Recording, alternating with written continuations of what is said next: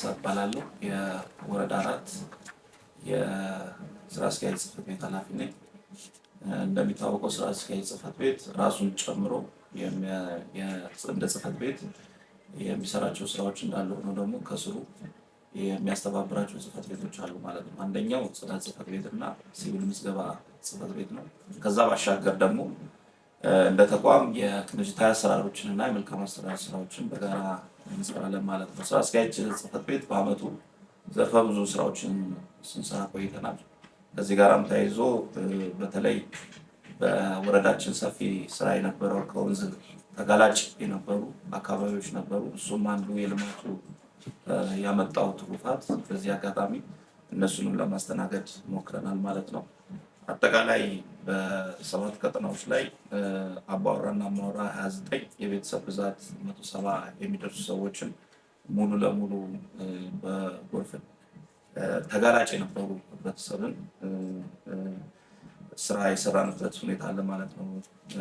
በዛው ተያያዥነት የእሳት አደጋም ጋር ተያይዞ እንደ ስራ አስኪያጅ ሰፊ ስራ ተሰርቷል ማለት ነው። በ5 ቀጠናዎች ላይ ወደ 975 የሚጠጉ ቤተሰብ ከእሳት አደጋ ጋር ተያይዞ የሚነሱ ጥያቄዎች እና በርካታ ሰፊ ስራዎች ተሰርተዋል።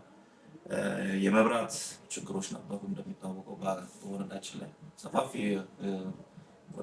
ሰፋፊ የፖል ችግሮች ነበሩ።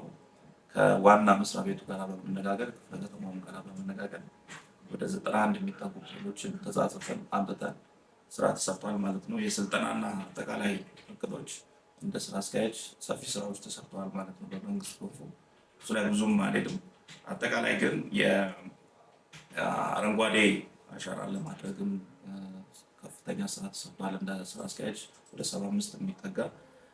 ሌላው ሞዴል ተቋማትንም ለመፍጠር ከፍተኛ ስራ ተሰርቷል ማለት ነው። ይሄም በጋራ የተሰራ ብቻ በተናጠል የተሰራ አይደለም፣ በጋራ የተሰራ ስራ ነው። ከጽዳት አስተዳደር ጋር በመሆን ሰፊ ስራዎችን የሰራንባቸው ሁኔታዎች አሉ። እንደ ስራ አስኪያጅ የሚያኮራ ስራ ተሰራ የሚባለው በተለይ ከእሳት አደጋ ጋርና ወንዝ ዳርቻ አካባቢ ያሉትን እንደገና ደግሞ በቅንጅታዊ አሰራር ላይ ክፍለ ከተማው በዋናነት በከተማው ደረጃ የተያዘው እቅድ ሰፊ ስራ መሰራት አለበት የሚለው ቅንጅታዊ አሰራር ላይ ነው ማለት ነው። ያ ምንድነው? የሚመለከታቸው ጽሕፈት ቤቶች እንደ ህብረተሰብ ተሳትፎ፣ ጽዳት፣ ግንባታ ፍቃድ፣ ቤቶች፣ ከተማ ግብርና፣ ግንባታ ፍቃድ እነዚህ ስራዎች ላይ ከፍተኛ ስራ ተሰርቷል። በምዘናም እንደ ወረዳችን 4 ሞዴል ብሎኮችን